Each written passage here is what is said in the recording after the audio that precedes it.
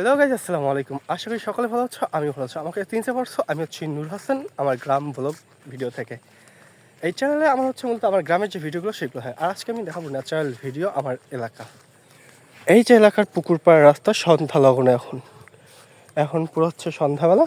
এই সময় পুরো এলাকা নিস্তব্ধ, একটা ঠান্ডা বাতাস, পাখিরা উড়ে যাচ্ছে। এই দেখেন কি সুন্দর পাখিরা উড়ে যাচ্ছে। এটা হচ্ছে আমার গ্রাম।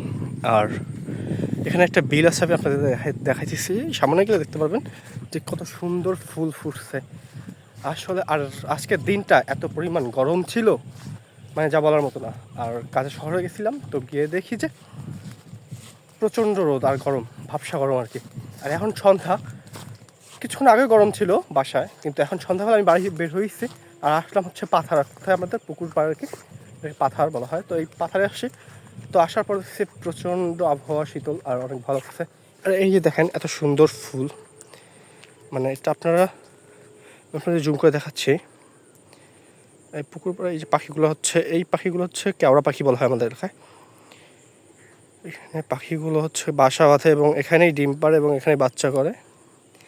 এটাই হচ্ছে আমাদের সন্ধ্যা লগনের যে আবহাওয়া, আমেজ অনেক সুন্দর। তো আপনারা যারা হচ্ছে বাইরে থাকেন তারা সন্ধ্যাবেলা ঠিক আসবেন এবং ভালো লাগবে। দেখা হচ্ছে পরবর্তী ভিডিওতে, ইনশাল্লাহ।